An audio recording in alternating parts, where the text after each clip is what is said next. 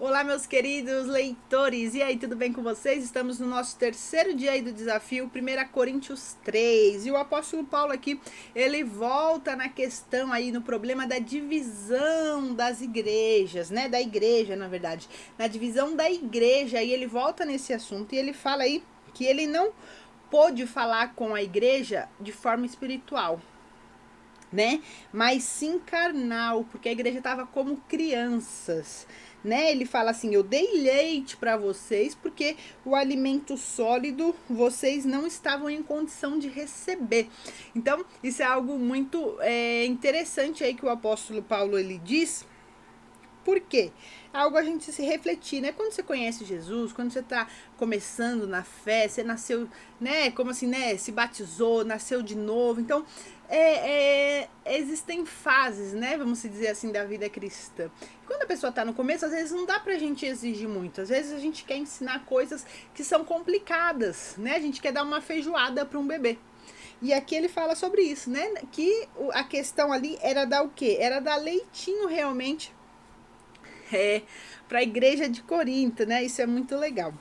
E aí é interessante, porque ele teve esse discernimento. Muitas vezes nós não temos, né? Às vezes nós queremos exigir dos cristãos novos algumas posturas, algumas coisas, ou né, tacar feijoada ali nele, mas o que ele tá precisando é de um leitinho. Você precisa ensinar o beabá, o comecinho ali da fé, por que nós aceitamos Jesus, né? Por que Jesus, a questão da fé, a questão da graça, coisas simples, às vezes que a gente quer exigir de alguém que entenda rápido, fácil, enfim. Eu espero que isso tenha falado com você, né? E aí, o que ele fala, gente? Aqui, ó, Aí no 4 ele começa a falar, né? Quando alguém diz eu sou de Paulo, eu sou de Apolo, não estão sendo mundanos? E no 5 ele fala assim, né? Afinal de contas, quem é Paulo? Quem é Apolo? Quem é Paulo? Apenas servos, por meio dos quais vieram a crer conforme o ministério que o Senhor atribuiu a cada um. Então essa palavra aqui, servos, né, vem da palavra olha que ótimo, a palavra saiu da minha cabeça, gente, mas eu vou lembrar ela. Mordomo, né? Dispenseiro, aquele que cuida da dispensa, aquele ali que é só servo realmente, ele só cuida ali do que é do seu patrão, do seu chefe, né? Aquele que ele não é dono de nada, mas ele cuida, né? Então, isso é algo interessante. E aí ele fala, ó, eu plantei, Apolo regou, mas é Deus quem dá o crescimento. Então, nós não somos dono de ninguém, nós não somos. Como que eu posso dizer?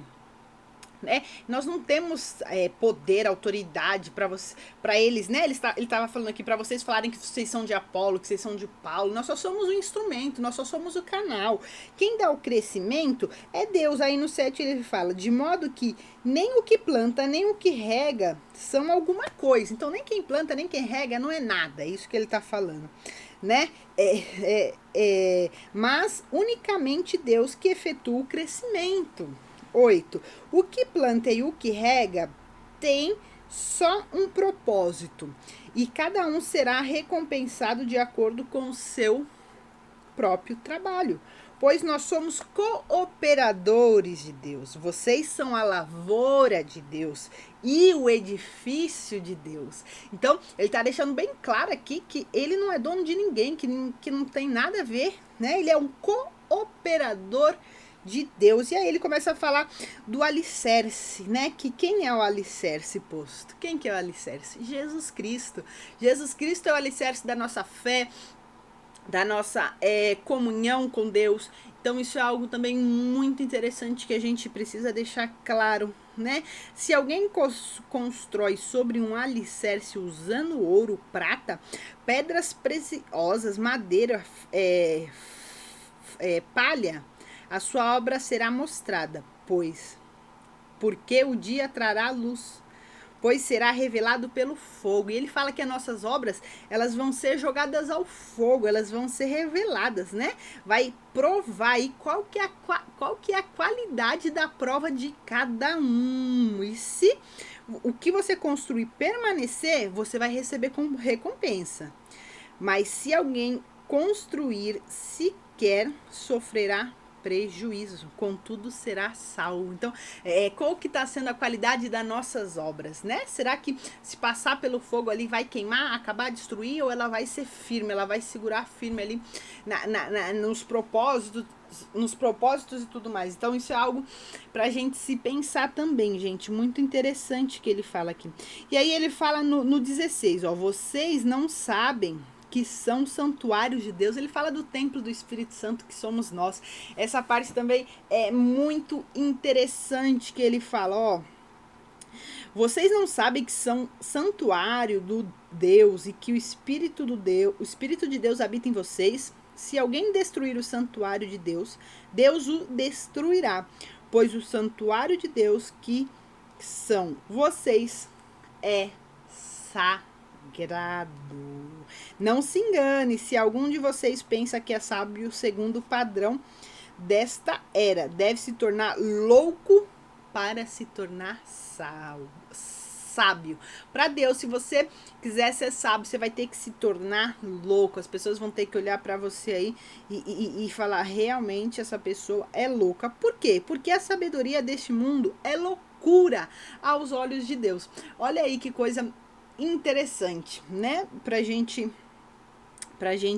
pensar, né? E no último versículo ele diz assim, ó, seja Apolo, seja Paulo, seja Pedro, seja o mundo, a vida, a morte, o presente, o futuro, tudo de vocês. E vocês são de Cristo. E Cristo de Deus. Então ele quer deixar bem claro, ó, não tem nada, pode ser de Apolo, pode ser disso, pode ser de qualquer coisa, mas vocês são de Cristo. E Cristo é de Deus. Isso é algo muito lindo, muito importante, que a gente aí precisa trazer à tona, né? Pensar, porque às vezes nós ouvimos a pregação de uma pessoa ou de outra pessoa e fala, eu sou dessa pessoa, eu sou da igreja tal. Lógico que a gente tem que frequentar uma igreja, ter um nome e tudo mais, né? Mas até que ponto, né? Às vezes as pessoas seguem fielmente alguns líderes religiosos, algumas pessoas, que às vezes a pessoa tá fazendo tudo errado e a pessoa, não, preciso seguir, vou até o fim, eu tô com essa pessoa, vou morrer por ela, né?